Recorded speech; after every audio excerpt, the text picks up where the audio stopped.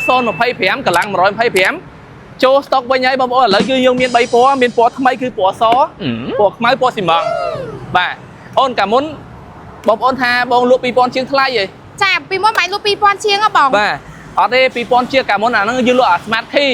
ចាឥឡូវយើងលក់អាប្រាវសោតម្លៃដដែលថ្លៃមែនបង SL 1850បងបាទធូរថ្លៃបងប្អូនសេរីម៉ូតូថ្មីហើយ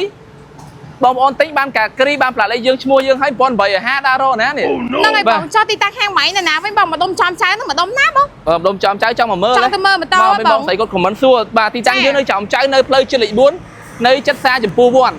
ហាងឈ្មោះរតច័ន្ទហេងតែបងប្អូនចង់មកទិញម៉ូតូសេរីថ្មីនេះតើបងប្អូនមើលរៀងមកជុំអីណែលយណាបាទនេះបើភ្លើង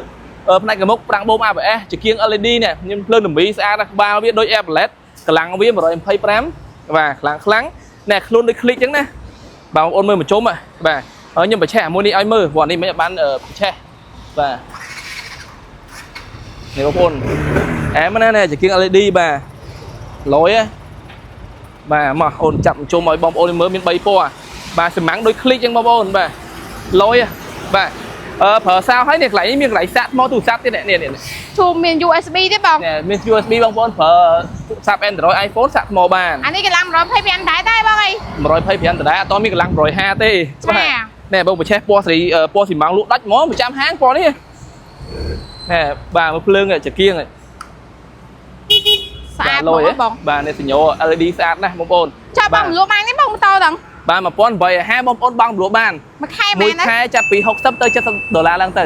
ចាមកសម្រាប់អ្នកទិញដាច់បាទ1850ទិញយើងធានាម៉ាស៊ីន2ឆ្នាំហ្វ្រីកាមេរ៉ាជើងមានកញ្ចក់មានមួកចាក់សាំងមកពេញហ្វ្រីផ្លាកលេខភ្នំពេញឲ្យទៀតទិញដាច់យ៉ាទិញដាច់វាភេទជ្ជៈមកកេះដែរទិញដាច់យ៉ាតម្លៃហ្នឹងហ៎បងបាទតែអ្នកបងរំលោះវិញបាទដាក់ឯកសារអត់ចាំបាច់មានលុយកក់ហើយដាក់ឯកសារ VIP អូខេដាក់ភ្លាមបានជីភ្លាមបងប្អូនអ្នកបងរំលោះហ្វ្រីលុយជូន100ហ្វ្រីធុងបាសឲ្យមួយទៀតអូខេបងបាទអញ្ចឹងបងប្អូនចង់បាន SL នេះកុំភ្លេចណារត់ច័ន្ទហេងមានលក់មានក្នុងស្តុកមានតែប្រហែលគ្រឿងនឹងទេតែមកអត់ទាន់គេយកអស់ហើយណាបាទសូមអរគុណ